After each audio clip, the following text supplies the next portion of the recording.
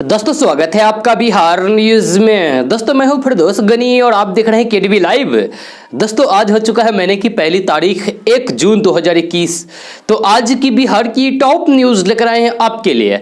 दोस्तों video start करने से पहले आपसे एक रिक्वेस्ट है, अगर आप नए आए इस चैनल पर तो फिर चैनल को सब्सक्राइब करके बेल आइकन को भी प्रेस कर दीजिए और साथ में वीडियो को लाइक कर दीजिए, अपने दोस्तों के साथ शेयर भी कीजिए। तो चलिए दोस्तों स्टार्ट करते हैं आज की बिहार की टॉप न्यूज। दोस्तों बिहार सरकार ने कोरोना महामारी से निपटने के लिए एक बार फिर से लॉकडाउन को बढ़ाने का फैसला कर लिया है। जी हां, लॉकडाउन को बिहार में चौथी बार बढ़ाया गया है। इसकी जानकारी खुद बिहार के मुख्यमंत्री नीतीश कुमार ने ट्वीट करके दी है। जी हां, बिहार में अब लॉकडाउन का अगला चरण 8 जून तक रहेगा। जी हां, इसको लेकर सरकार द्वारा नई गाइडलाइंस भी जारी कर दी गई है। जी हां, दरअसल बिहार में कोरोना के बढ़ते खतरे को देखते हुए सरकार ने 5 मई को पहली बार लॉकडाउन लगाया था, जिसे अभी तक 3 बार बढ़ाया जा चुका है। जी हां, बिहार में पहली बार लॉकडाउन 15 मई तक लगाया गया था। उसके बाद स्थिति को देखते हुए सरकार ने इसे 25 मई तक बढ़ाया। इसके बाद क्राइसिस मैनेजमेंट की बैठक में फैसला लेते हुए मुख्यमंत्री नीतीश कुमार ने 1 जून तक लॉकडाउन को बढ़ाने की जानकारी दी थी। पहले से ही ये कयास लगाए जा रहे थे कि बिहार में कोरोना पर नियंत्रण के लिए सरकार लॉकडाउन की अवधि को बढ़ा सकती है। बिहार में कोरोना की रफ्तार लॉकडाउन लगाने के बाद से ही काफी धीमी है। जी हां, और ये आंकड़ा रोजाना मिलने वाले केस की बात करें तो 1000 से ऊपर है। दोस्तों बिहार के पूर्णिया और सीमांचल में मक्का की जबरदस्त पैदावार ने प्रति एकड़ उत्पादन में अमेरिका को भी पीछे छोड़ दिया है। जी हां, पूर्णिया का गुलाब बाग मंडी एशिया का सबसे बड़ा मक्का मंडी बन गया है। यहां से कई देशों में मक्के की सप्लाई होती है। जी हां, पूर्णिया जिले में मक्का की खेती से 2 लाख से अधिक किसान जुड़े हुए हैं। वहीं 50,000 से अधिक व्यवसायी और मजदूर भी इससे रोजगार पा रहे हैं। देश की बड़ी मल्टीनेशनल कंपनी भी पूर्णिया के गुलाब बाग में आकर मक्का की खरीद करती है। यह पीला सोना के नाम से भी जाने वाला मक्का की खेती पूर्णिया और सीमांचल में बड़े पैमाने पर होती है। यहां किसान प्रति एकड़ 50 क्विंटल तक मक्का का उत्पादन करते हैं। इस मामले में पूर्णिया ने दुनिया के सबसे अधिक उत्पादक वाले क्षेत्र अमेरिका के मिड वेस्ट हार्टलैंड को भी पीछे छोड़ दिया है। जी अमेरिका में मक्का की उत्पादन क्षमता 48 क्विंटल प्रति एकड़ तक है। यह मक्का व्यवसायी और फिर पूर्णिया के गुलाब बाग मंडी अनाज संघ के अध्यक्ष पप्पू यादव कहते हैं कि गुलाब बाग मक्का के मामले में एशिया की सबसे बड़ी मंडी है। यहां से कई देशों में मक्का की सप्लाई होती है। यहां के मक्का विशाखापत्तनम समेत कई पोर्ट पर जाता है, जहां से जहाज के माध्यम से कई देशों में मक्का का निर्यात किया जाता है। दोस्तों कोरोना वैक्सीन को लेकर सुप्रीम कोर्ट में चल रही सुनवाई के दौरान केंद्र सरकार की ओर से कहा गया है कि इस साल के अंत तक देश के हर एक नागरिक को कोरोना वैक्सीन लगा दी जाएगी। यह केंद्र सरकार ने सुप्रीम कोर्ट को बताया है कि इस साल के आखिर तक 18 साल से अधिक आयु के सभी लोगों को वैक्सीन लगाने का काम पूरा हो जाएगा। यह आपको बता दें कि मामले की सुनवाई जस्टिस DY चंद्रचूड़ के अध्यक्षता वाली 3 जजों की बेंच कर रही है। सुनवाई के दौरान केंद्र सरकार की ओर से सॉलिसिटर जनरल सुतार मेहता ने बताया कि ऑक्सीजन टास्क फोर्स की रिपोर्ट लगभग पूरी हो चुकी है और स्थिति नियंत्रण में है।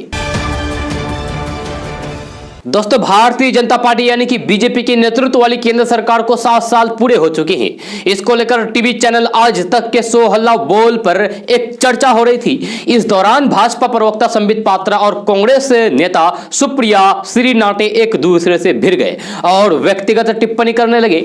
इस घटना का एक वीडियो सोशल मीडिया पर तेजी के साथ वायरल हो रहा है।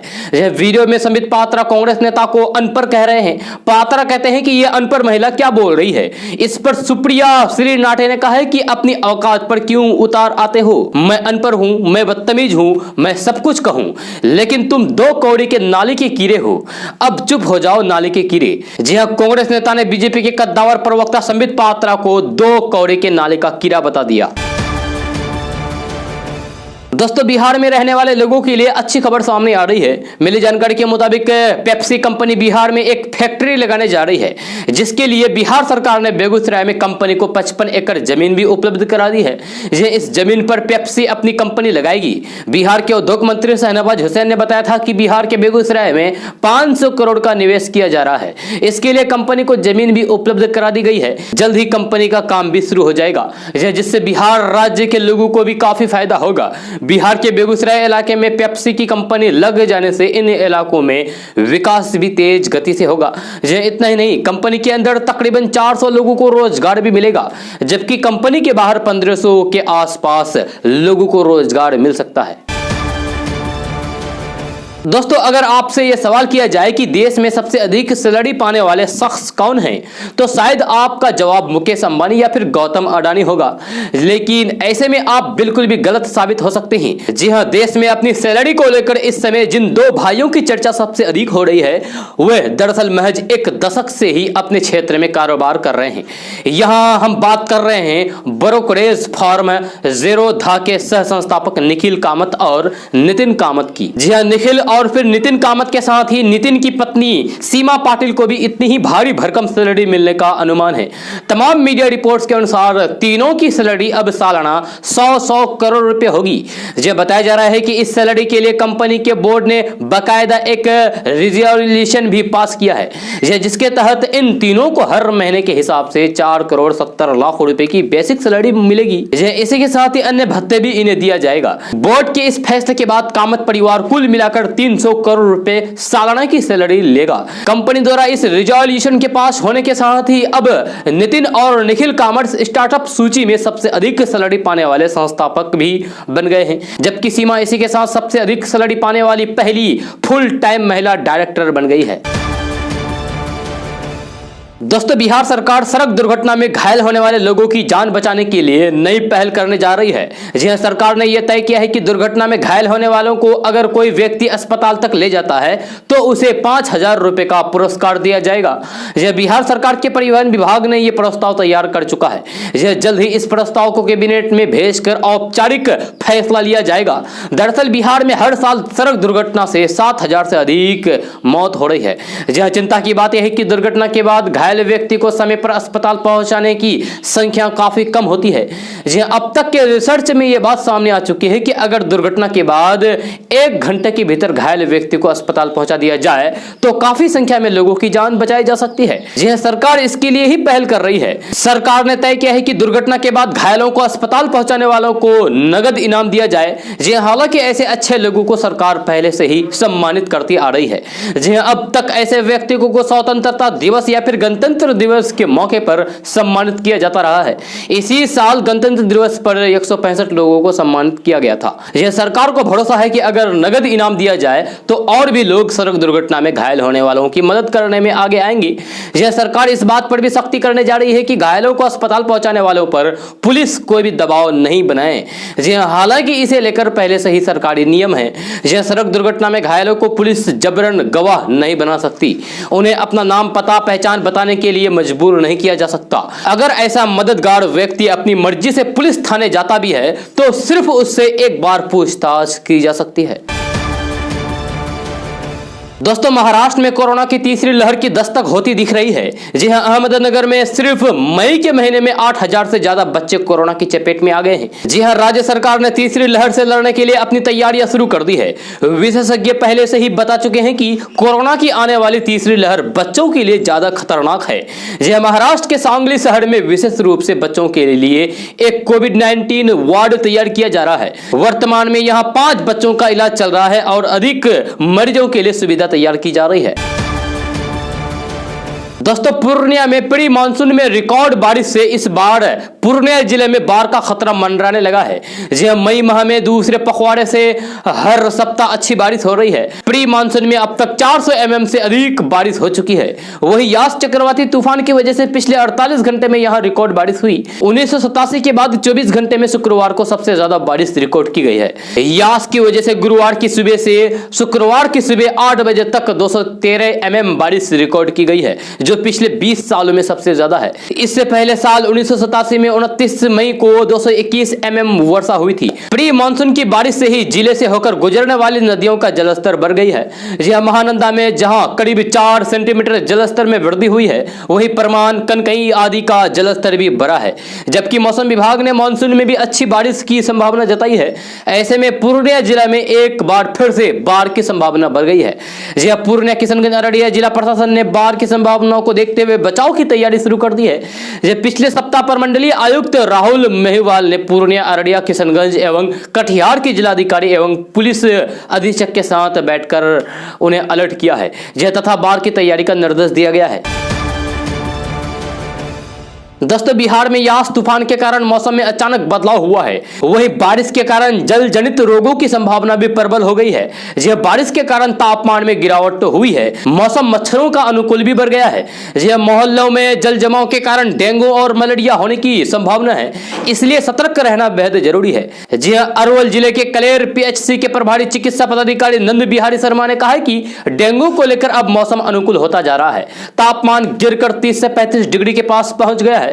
फिलहाल मौसम में ना गर्मी ज्यादा है और ना ही सर्दी। हालांकि वातावरण में नमी की मात्रा जरूर बढ़ गई है। ऐसे मौसम में डेंगू और मलेरिया के मच्छर ज्यादा पनपते हैं। इनसे बचने के लिए घर के आसपास पानी का जमाव नहीं होने दें। अगर कोई डेंगू की चपेट में आ गए तो फिर तत्काल अपने नजदीकी अस्पताल में जाकर अपना इलाज कराएं। बारिश का मौसम शुरू होते ही स्वास्थ्य समिति सतर्क हो जाती है। ऐसे मौसम में डेंगू के ज्यादा मामले सामने आते हैं। चिकित्सकों की सलाह लेकर जरूर दवाई ले सकते हैं। बिना चिकित्सक की सलाह लेने से दवा लेने पर शरीर से प्लेटलेट्स अचानक कम हो सकते हैं। बुखार की हालात में शरीर को और ज्यादा पौष्टिक भोजन की जरूरत होती है। घरेलू स्तर पर सावधानी बरतने से भी डेंगू को पांव पसारने से रोका जा सकता है। इसीलिए सबसे ज्यादा जरूरी है कि घर के आसपास पानी को जमने नहीं दें। रात में सोते समय मच्छरदानी का प्रयोग करें। डेंगू के मच्छर दिन में अधिक काटते हैं, इसीलिए दिन में विशेष तौर पर सतर्क रहें। दोस्तों, बिहार के सीवान संसदीय क्षेत्र से सांसद रह चुके मोहम्मद शहाबुद्दीन के निधन को 1 महीने से अधिक का समय बीत चुका है, लेकिन अब भी कई जनप्रतिनिधि और नेता पूर्व सांसद के परिजनों से मिलने और संतावना देने पहुंच रहे हैं। वहीं कई नेता उनके निधन पर प्रतिक्रिया दे रहे हैं। इसी क्रम में सोमवार को बीजेपी एमएलसी टुन्ना पांडे ने मोहम्मद शहाबुद्दीन और उनके परिवार के संबंध में बड़ा बयान दिया है। बीजेपी एमएलसी टुन्ना पांडे ने कहा है कि जब तक मोहम्मद शहाबुद्दीन के परिवार का कोई सदस्य सदन में नहीं पहुंच जाता तब तक वे कोई चुनाव नहीं लड़ेंगे। उन्होंने कहा है कि पूर्व सांसद मोहम्मद शहाबुद्दीन की साजिश के तहत हत्या की गई है। प्रत्यक्ष या फिर अप्रत्यक्ष रूप से इसमें बिहार के मुख्यमंत्री नीतीश कुमार का भी हाथ है। मुख्यमंत्री नीतीश कुमार अगर चाहते तो मोहम्मद शहाबुद्दीन के शव को सिवान की मिट्टी नसीब हो सकती थी, लेकिन ऐसा नहीं हुआ। उन्होंने कहा है कि अभी सिक्किम से एक कोरोना पॉजिटिव शख्स का शव बिहार लाया गया, लेकिन 4 बार सांसद और 2 बार विधायक रहे शहाबुद्दीन के साथ नीतीश कुमार ने गलत किया और इसका उन्हें पाप लगेगा। एमएलसी टुन्ना पांडे ने कहा है कि अब जब तक शहाबुद्दीन की पत्नी हिना साहब या फिर उनके पुत्र ओसामा साहब किसी सदन में नहीं चले जाते तब तक वे कोई चुनाव नहीं लड़ेंगे। दोस्तों, बिहार के पूर्व मुख्यमंत्री और हिंदुस्तानी युवा मोर्चा के राष्ट्रीय अध्यक्ष जीतन राम मांझी के आवास पर वीआईपी के प्रमुख और पशु एवं मत्स्य संसाधन मंत्री मुकेश सहनी ने मुलाकात की। इस मुलाकात ने सियासी अटकलों को जन्म दे दिया। दोनों नेताओं ने बताया है कि मुलाकात के दौरान उन्होंने पंचायत प्रतिनिधियों के कार्यकाल को बढ़ाने जाने के अलावा कई अन्य मुद्दों पर चर्चा की। जीतन राम मांझी और फिर मुकेश सहनी की मुलाकात को बिहार की मुख्य विपक्षी पार्टी आरजेडी मौके के तौर पर देख रही है। आरजेडी के प्रवक्ता मृत्युंजय तिवारी ने दावा किया है कि एनडीए सरकार में मांझी और सहनी की अपेक्षा की जा रही है। दोनों से किसी भी फैसले में सलाह नहीं ली जाती है, जबकि बिहार में इनके सहारे एनडीए सरकार चल रही है। उन्होंने दावा किया है कि दोनों नेताओं की मुलाकात रंग लाएगी और इस बरसात में बिहार में एनडीए की नाव डूब जाएगी। जीतन राम मांझी के एक करीबी नेता का कहना है कि मांझी और सहनी एनडीए गठबंधन से नाराज चल रहे हैं। बिहार सरकार के फैसले में बहुत कम भागीदारी और अपेक्षा होने से दोनों कुछ महीनों से नाराज हैं। कुछ दिनों पहले ही मांझी ने यहां तक कह दिया था कि गठबंधन धर्म का पालन नहीं किया गया। वही दोनों ने पप्पू यादव की गिरफ्तारी का भी विरोध किया था। दोस्तों, सत्ताधारी दल जेडीयू के कद्दावर नेता का मर्डर हो गया है। अपराधियों ने जदयू नेता को मौत के घाट उतार दिया है। इस हत्या के बाद इलाके में सनसनी फैल गई है। चुनावी रंजिश में किडनैप करके मर्डर की वारदात को अंजाम देने की आशंका जताई जा रही है। पुलिस इस मामले में छानबीन में जुटी हुई है। वारदात खगड़िया जिले के मुफस्सिल थाना इलाके की है, जहां सोराडीह गांव के पास जेडीयू के कद्दावर नेता अशोक सहनी उर्फ मुन्ना सहनी की हत्या कर दी गई। जेडीयू नेता का अपहरण करके मौत के घाट उतारने की बात सामने आ रही है। बताया जा रहा है कि अशोक सहनी मत्स्य जीवी सहयोग समिति के मंत्री थे और ये कल रविवार से ही लापता थे। दोस्तों फेसबुक और व्हाट्सएप के जरिए न्यूड कॉल लोगों के लिए आफत बन रही है। यह साइबर फ्रॉड में शामिल लड़कियां ऐसे हथियार बनाकर ब्लैकमेलिंग और फ्रॉड का खेल खेल रही है। जी अब ऐसे मामले लगातार बढ़ रहे हैं। कुछ लोग इस झांसे में भी फंसकर ठगी के शिकार भी हो रहे हैं। लोग शर्म और इज्जत जाने के डर से केस भी दर्ज नहीं कराना चाहते, जबकि ऐसे मामलों में पुलिस के पास शिकायत करनी चाहिए। यह साइबर फ्रॉड करने वालों ने लोगों को ब्लैकमेल करने का नया तरीका इजाद कर लिया है। यह अज्ञात वीडियो कॉल अटेंड करने पर आप भी साइबर फ्रॉड का शिकार हो सकते हैं, तो अब सावधान हो जाइए। जी हां, दिन ब दिन साइबर फ्रॉड के मामले बढ़ता जा रहा है। किशनगंज जिले में एक ऐसा ही मामला सामने आया है, जिसमें नेहा शर्मा नाम की कथित युवती यानी कि नेहा शर्मा नाम की लड़की द्वारा एक युवक से पहले फेसबुक पर दोस्ती की और फिर एक नंबर से न्यूड वीडियो कॉल किया। लेकिन युवक उस साइबर अपराधी का इरादा भांप कर कॉल को काट दिया और ठगी से बाल बाल बच गए। दोस्तों कांग्रेस के पूर्व अध्यक्ष राहुल गांधी ने आज एक बार फिर से केंद्र सरकार पर निशाना साधा है। जी हां, राहुल गांधी ने ट्वीट करके प्रधानमंत्री नरेंद्र मोदी को कोविड से बचाव के लिए बनाई गई उनकी रणनीति और देश की अर्थव्यवस्था को लेकर तंज कसा है। उन्होंने अपने एक ट्वीट के माध्यम से कहा है कि कोरोना की दूसरी लहर को रोकने के लिए लगाए गए लॉकडाउन का आर्थिक प्रभाव यह पड़ा है कि 2021 में बेरोजगारी दर डबल डिजिट में हो गई। राहुल गांधी ने अपने ट्वीट में लिखा है कि एक आदमी और उसके अहंकार और एक संक्रमण और उसके म्यूटेंट की वजह से ऐसा हुआ है। आपको बता दूं कि राहुल गांधी बीते कुछ दिनों से केंद्र सरकार पर लगातार हमलावर रहे हैं, कभी वैक्सीन की कमी को लेकर तो कभी ऑक्सीजन के अभाव में पड़ रहे लोगों को लेकर। जी हां, राहुल गांधी हमेशा मोदी सरकार के प्रति अपनी नाराजगी जाहिर करते हैं। दोस्तों बिहार में शिक्षक बहाली का मामला फंसता ही जा रहा है। जी हां, अभ्यर्थियों को अभी और भी लंबा इंतजार करना पड़ सकता है, क्योंकि बिहार सरकार और नेशनल फेडरेशन ऑफ ब्लाइंड मामला सुलझ नहीं रहा है। जी हां, पटना हाईकोर्ट में सोमवार को हुई सुनवाई में कोर्ट किसी भी नतीजे पर नहीं पहुंची। जी हां, उच्च न्यायालय ने कहा है कि इस मामले पर अगली सुनवाई 3 जून को यानी कि परसों होगी। जी हां, शिक्षक बहाली मामले पर कोर्ट ने ना तो बिहार सरकार और न ही नेशनल फेडरेशन ऑफ ब्लाइंड पीछे हटने को तैयार है। दरअसल ब्लाइंड फेडरेशन के वकील यस के रुंगटा ने कोर्ट में कहा था कि जब दिव्यांगों के लिए सही तरीके से वैकेंसी ही नहीं निकाली गई तो इससे अभ्यर्थी अप्लाई भी नहीं कर सके हैं। इसलिए दिव्यांग अभ्यर्थियों से 15 दिनों के अंदर फिर से नोटिफिकेशन करके आवेदन मांगा जाए। इस पर बिहार सरकार ने अपना पक्ष रखा और कोर्ट को बताया कि सरकार फेडरेशन की मांग पर तैयार नहीं है। दोस्तों पूर्णिया के बीजेपी विधायक खेमका और उनके बॉडीगार्ड के द्वारा महादलितों की पिटाई का मामला अब तुल पकड़ने लगा है। इसे लेकर विपक्ष हमलावर हो गया है। इस मामले को लेकर आरजेडी नेता और नेता प्रतिपक्ष तेजस्वी यादव ने हमला बोला है। जी हां, नेता प्रतिपक्ष तेजस्वी यादव ने कहा है कि भाजपा दंगाई सोच को बढ़ावा दे रही है, वही दलितों पर नीतीश सरकार में लगातार हमला हो रहे हैं। पीड़ित महादलितों ने थाने में शिकायत दर्ज कराई है। थाने में दिए गए आवेदन को कटिहार आरजेडी ने ट्वीट करते हुए अटैच किया है, जिसे पूर्णिया राजद को शेयर किया गया है। कटिहार राजद के ट्विटर को रीट्वीट करते हुए तेजस्वी यादव ने कहा है कि पूर्णिया एमएलए विजय खेमका की दबंगई, सड़क पर जल जमाव से निजात दिलाने के लिए अनुसूचित जाति जनजाति टोला के लोगों ने जब विधायक से गुहार लगाई तो एमएलए साहब ने अपने अंगरक्षक से सरेआम युवकों की पिटाई कर डाली।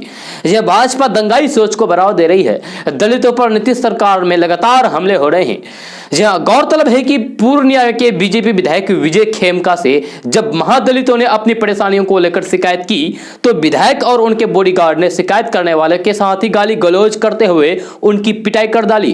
यह तब हुआ जब विधायक विजय खेमका पीएम मोदी के मन की बात को सुनने महादलित बस्ती में गए थे। पीड़ित महादलितों ने थाने में शिकायत दर्ज कराई है, जबकि विधायक इन आरोपों को सरासर गलत बता रहा है। दोस्तों टीवी न्यूज चैनल पर बाबा रामदेव ने योग, आयुर्वेद और नेचुरोपैथी का समर्थन करते हुए कहा है कि आयुर्वेद और योग ने कई गंभीर बीमारियों को ठीक करके लाखों लोगों की जान बचाई है। इस बात से कोई भी इनकार नहीं किया जा सकता है। आयुर्वेद पर सवाल उठाने वालों पर बाबा रामदेव ने कहा है कि जो लोग सवाल उठा रहे हैं वह उनसे जलते हैं। उन्हें डर है कि एक गरीब का बेटा जो धोती पहनता है वह कई बड़ी बड़ी कंपनियों की दुकानें बंद ना करा दे। उन्होंने आरोप लगाया है कि इन सब के पीछे तो बड़ी बड़ी मल्टीनेशनल कंपनी का सपोर्ट है, लेकिन उनके पास तो सिर्फ धर्म और सत्य ही ताकत है। योग गुरु रामदेव ने कहा है कि अब तक 10,000 करोड़ रुपए से ज्यादा की चैरिटी कर चुके हैं। उन्होंने योग सनातन धर्म और संस्कृति का गौरव पूरे विश्व में बढ़ाया है, ये उन्होंने कहा है। साथ ही उन्होंने कहा है कि योग, आयुर्वेद और नेचुरोपैथी के मामले में उनसे बड़ा कोई भी नहीं है, लेकिन एलोपैथी के डॉक्टर इस सब को सूडो साइंस बोलते हैं। रामदेव ने कहा है कि वह योग आयुर्वेद पर सवाल उठाने वाले डॉक्टरों के खिलाफ है और न ही एलोपैथ के खिलाफ। उन्होंने कहा है कि अच्छे एलोपैथिक डॉक्टर का वे पूरा सम्मान करते हैं, लेकिन फिर भी आयुर्वेद का अपमान किया जाता है। दोस्तों, बिहार की शाही लीची की चर्चा अब भारत में ही नहीं बल्कि हजारों किलोमीटर दूर ब्रिटेन में भी होगी।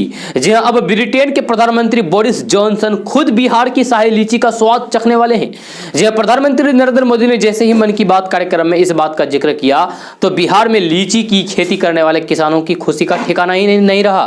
जी हां, प्रधानमंत्री नरेंद्र मोदी ने कहा है कि बिहार की शाही लीची की अब देश ही नहीं बल्कि विदेश में भी चर्चा होगी। मन की बात कार्यक्रम में प्रधानमंत्री नरेंद्र मोदी ने कहा है कि शाही लीची लगभग एक सप्ताह पहले हवाई मार्ग से लंदन भेजी गई है, इससे देश का मान बढ़ेगा। आपको बता दो कि बिहार की शाही लीची को 2018 में जीआई टैग मिला था। इसके बाद यह प्रमाण पत्र पाने वाला बिहार का चौथा कृषि उत्पाद हो गया है। इससे पहले जर्दालू, आम, कतरनी, चावल और मगई पान को भौगोलिक उप दर्शन रजिस्टर्ड टैग मिल चुका है, यानी कि जीआई टैग मिल चुका है। सिर्फ कृषि उत्पादकों के ही नहीं बल्कि बिहार की कई हस्तकलाओं को भी जीआई टैग मिल चुका है, जिनमें मधुबनी की पेंटिंग शामिल है जिसे 2006 में जीआई टैग मिला था। दोस्तों, 4 महीने के भीतर नागरिक उड्डयन मंत्रालय ने फिर से हवाई किराया में बढ़ोतरी कर दी है। जहां ये 1 जून से यानी कि आज से लागू होगा। 13 से 16% तक फ्लाइट टाइम के हिसाब से अलग अलग बैंडों में किराया बढ़ाया गया है, जो 300 से 1000 रुपए के बीच होगा। लेकिन कोरोना काल में 2 वजहों से किराए की दरों पर अधिक असर नहीं पड़ेगा।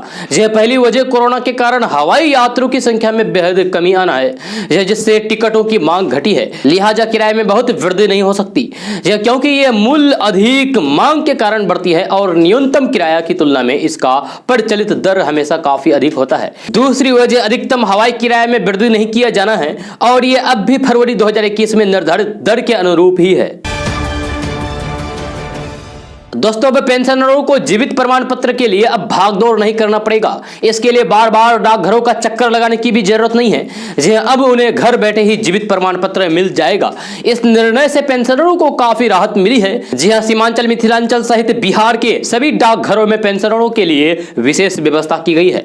जी हां, उन्हें घर बैठे डाकघर के माध्यम से अपना जीवित प्रमाण पत्र मिल जाएगा। पहले की तरह उन्हें डाकघरों में प्रमाण पत्र के लिए नहीं जाना पड़ेगा और आसानी से उन्हें पेंशन भी मिल पाएगी। डाक विभाग के अधिकारियों के मुताबिक प्रमाण पत्र को हासिल करने के लिए पेंशनर अपनी नजदीकी डाकघर या फिर अपने क्षेत्र के डाकिया के जरिए ही जीवन प्रमाण पत्र जारी करवा सकते हैं। इसके लिए 70 रुपए का शुल्क रखा गया है। इसके बाद संबंधित विभाग खुद ही प्रमाण पत्र पेंशनरों के घर पहुंचाएगा। पेंशनरों को यह सुविधा डाकघरों में इंडिया पोस्ट पेमेंट के जरिए उपलब्ध कराई जाएगी। दोस्तों, बिहार सरकार ने एक बार फिर से लॉकडाउन में विस्तार कर दिया है। अब बिहार में 8 जून तक लॉकडाउन जारी रहेगा। इसकी जानकारी खुद बिहार के मुख्यमंत्री नीतीश कुमार ने ट्वीट करके दी है। हालांकि बिहार सरकार ने इस बार के लॉकडाउन में लोगों को राहत देने की कोशिश की है। यह लॉकडाउन से संबंधित जानकारी क्राइसिस मैनेजमेंट ग्रुप की बैठक के बाद दी गई। जानकारी के मुताबिक राज्य सरकार यानी कि बिहार सरकार धीरे धीरे पाबंदियों को खत्म करेगी। नए प्रतिबंध के नियम 2 जून यानी कि कल से 8 जून तक लागू रहेंगे। नए नियमों के मुताबिक सभी सरकारी कार्यालय 25% कर्मचारियों के साथ 4 बजे तक खुले रहेंगे, जबकि सभी दुकानें एवं प्रतिष्ठानों को एक दिन बीच करके सुबह 6 बजे से लेकर 2 बजे तक खोलने की छूट दी गई है। जिलों के जिलाधिकारी इसका फैसला करेंगे कि कौन सी दुकान किस दिन खुलेगी। उर्वरक, कीटनाशक, पीडीएस, मांस, मछली और फल सब्जी की दुकानें सुबह 6 बजे से लेकर दोपहर 2 बजे तक खुलेगी। इस दौरान सभी दुकानों में मास्क पहनकर ही लोग खरीदारी करेंगे या फिर सामान बेचेंगे। सभी दुकानदारों को सैनिटाइजर की भी व्यवस्था करनी होगी। साथ ही सोशल डिस्टेंसिंग का पालन भी दुकानदारों द्वारा कराना होगा। नियम की अवहेलना करने वाले दुकानों को प्रशासन बंद करवा सकेगा। बिहार सरकार ने पहले की तरह इस बार भी लॉकडाउन में शादी, विवाह, श्रद्धा, वाहन परिचालन को लेकर जो निर्देश जारी किए गए थे उसी प्रकार लागू रहेंगे। बिहार के शहरी और ग्रामीण इलाकों में दोनों जगह सुबह 6 बजे से लेकर 2 बजे तक दुकानें अल्टीमेट डे में खुल सकेगी। दोस्तों, साइकिल गर्ल के नाम से मशहूर हुई बिहार के दरभंगा की ज्योति कुमारी के पिता की मौत हो गई है। यह ज्योति के पिता मोहन पासवान की मौत हार्ट अटैक के कारण हुई। यह पिछले साल 2020 में लॉकडाउन के दौरान ज्योति तब सुर्खियों में आई थी जब वह गुरुग्राम से साइकिल चलाकर बिहार में दरभंगा में स्थित अपने घर पहुंची थी। इस दौरान उसने अपने पिता को साइकिल पर पीछे बिठा लिया था और खुद साइकिल चलाते हुए बिहार के दरभंगा पहुंच गए थी। यह मीडिया रिपोर्ट के अनुसार सोमवार रात दिल का दौरा पड़ने से ज्योति के पिता मोहन पासवान की मौत हो गई। वे लंबे समय से बीमार भी चल रहे थे। यह उनकी देखभाल में जुटा रहा परिवार गम में डूबा है। यह बिहार के दरभंगा जिले के सिंहवाड़ा प्रखंड के सिरहुल्ली गांव की 13 साल की ज्योति अपने पिता की सेवा करती थी। यह पिछले लॉकडाउन के दौरान गुरुग्राम से 8 दिन का सफर तय करके वो साइकिल से दरभंगा पहुंची थी, जिसकी वीडियो सोशल मीडिया पर काफी तेजी के साथ वायरल भी हुई थी और देखते ही देखते देश भर में ज्योति की चर्चा हो गई थी। जी हां, यहां तक कि अमेरिका के तत्कालीन राष्ट्रपति डोनाल्ड ट्रंप की बेटी ने भी ज्योति की तारीफ की थी। दोस्तों, बिहार के Darbhanga medical college and hospital यानी कि डीएमसीएच में बीते 24 घंटे में यहां भर्ती 4 बच्चों की मौत के बाद हरकंप मच गया है। इनमें एक 2.5 माह का कोरोना संक्रमित शिशु भी शामिल है। यह जानकारी के मुताबिक 2.5 माह का कोरोना पॉजिटिव शिशु को रविवार को सुबह 6 बजे अस्पताल में भर्ती कराया गया था। इसके अलावा 8 से 15 वर्ष के 3 और सगे भाई बहनों ने भी शनिवार की रात से लेकर अब तक दम तोड़ दिया। बताया जा रहा है कि मधुबनी निवासी के इन बच्चों में निमोनिया जैसे लक्षण थे। दोस्तों, कोरोना की दूसरी लहर में पेट्रोल डीजल के साथ साथ खाने के तेल के दाम भी आसमान पर है। यह इन दिनों खाने के तेल के रेट्स में जबरदस्त तेजी देखने को मिल रही है। इस बीच केंद्र सरकार ने आम जनता को राहत देने के लिए बड़ा फैसला लिया है। यह केंद्र सरकार ने कोरोना को फ्री में तिलहन बीज मुहैया कराएगी, जिससे लोगों को सस्ते में खाने का तेल मिल सके। यह सरकार को उम्मीद है कि इस कदम से तिलहन का घरेलू उत्पादन बढ़ेगा और अतिरिक्त आयात पर निर्भरता कम होगी। हालांकि जानकारों का मानना है कि 1960 के दशक का विंटेज का विचार आज बेहतर नतीजा नहीं दे सकता है। केंद्रीय कृषि मंत्री नरेंद्र सिंह तोमर ने जानकारी देते हुए बताया कि देश के करीब 1/3 जिलों में जुलाई महीने से शुरू होने वाली खरीफ की फसलों के लिए तिलहन की बीज फ्री में दिया जाएगा। यह किसानों को उच्च गुणवत्ता के हजारों पैकेट दिए जाएंगे। दोस्तों, देश में एक तरफ कोरोना संक्रमण का खतरा है तो दूसरी तरफ ब्लैक फंगस के नए वेरिएंट ने चिंता बढ़ा दी है। जी हां, हरियाणा में ब्लैक फंगस के 2 अलग अलग तरह के मामले सामने आए हैं। हरियाणा के हिसार के अगरोहा में स्थित महाराज अग्रसेन मेडिकल कॉलेज में इन 2 अलग अलग ब्लैक फंगस के वेरिएंट का पता चला है। दोस्तों, मोदी सरकार के 7 साल पूरे होने पर कांग्रेस ने रविवार को आरोप लगाया है कि यह सरकार देश के लिए हानिकारक है। यह हर मोर्चे पर विफल रही है, फेल रही है और इसने लोगों के विश्वास के साथ विश्वासघात किया है।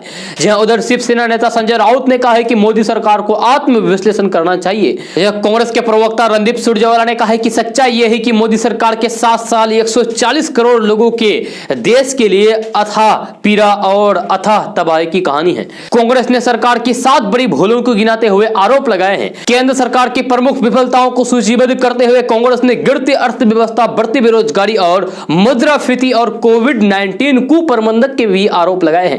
कांग्रेस नेता राहुल गांधी ने कहा है कि सरकार को सिर्फ एक मासिक भाषण नहीं बल्कि कोरोना से लड़ने के लिए सही इरादे, नीति और दृढ़ संकल्प की जरूरत है।